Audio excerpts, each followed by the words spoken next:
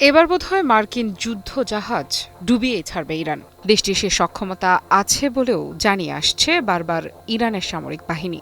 ইরানের কাছে রয়েছে শক্তিশালী বিভিন্ন ধরনের ব্যালিস্টিক মিসাইল। আগেও বেশ কয়েকবার ইরান যুক্তরাষ্ট্রের বিমানবাহী রণতরীকে টার্গেট করে মিসাইল হামলা চালায়। আর এবার সে কথা যেন আরও জোরালো করেই জানালো ইরান। হরমুজ প্রণালী বিশ্বের সবচেয়ে গুরুত্বপূর্ণ জ্বালানি করিডোরগুলোর একটি। প্রতিদিন লাখ লাখ ব্যারেল তেল পাড়ি দেয় এই সরু জলপথ দিয়ে। কিন্তু এবার সেই পথকেই মার্কিন সামরিক বাহিনীর সদস্যদের কবরস্থান বানানোর হুঁশিয়ারি দিল ইরান। ইরানের শীর্ষ কর্মকর্তা মোহসেন রেজাই সরাসরি যুক্তরাষ্ট্রকে নিশানা করে বলেছেন, মার্কিন নৌবাহিনী হচ্ছে বিশ্বের একমাত্র জলদস্যু। তার দাবি, যাদের হাতে বিমানবাহী রণতরী তারাই নাকি আজকের জলদস্যু, আর সেই জলদস্যুদের মোকাবেলা করার পূর্ণ সক্ষমতা রয়েছে ইরানের। মোহসেন রেজাই বলেন, প্রয়োজনে মার্কিন যুদ্ধজাহাজ ডুবিয়ে দিতেও দ্বিধা করবে না তেহরান। এমনকি ইস্পাহানে ধ্বংস হওয়া মার্কিন বিমানের ঘটনাও মনে করিয়ে দেন তিনি। তার ভাষায়, সেই ইতিহাস যেন ভুলে না যায় ওয়াশিংটন। এই বক্তব্যের পরই নতুন করে আলোচনায় এসেছে হরমুজ প্রণালী। কারণ বিশ্বের জ্বালানি সরবরাহের একটি বড় অংশ এই পথ দিয়ে যায়। এখানে যে কোনো উত্তেজনা মানেই বিশ্ববাজারে অস্থিরতা, আর সেই অস্থিরতার আভাস কি ইতোমধ্যেই দেখা যাচ্ছে?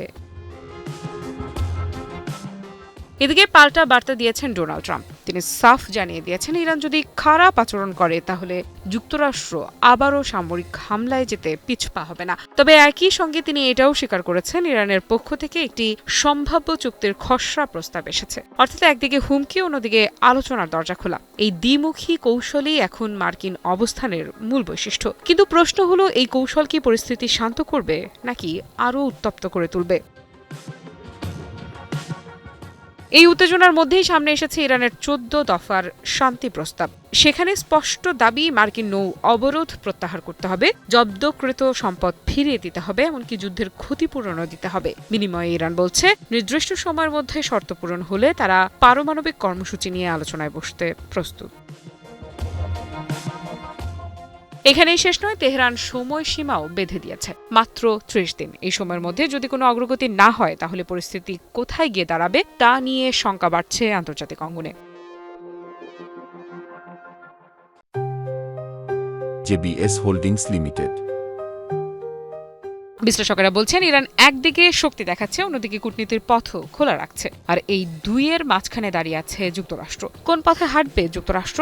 সম্মান বাঁচাতে যুদ্ধে নামলে মোকাবেলা করতে হবে যুক্তরাষ্ট্রের জম রাশিয়া ও চীনকে, যদিও তা পরোক্ষভাবে। আবার কূটনীতির পথে হাঁটলে পরাজয় মেনে নিয়ে ইরানের সব কথা মেনে নিতে হবে। দুটোর একটাও যুক্তরাষ্ট্রের জন্য সহজ নয়। তাই বলাই যায়, যুক্তরাষ্ট্র যেন অগ্নি পরীক্ষার সামনে দাঁড়িয়ে আছে। আফ্রিদা ইফরাত, নিউজ 24।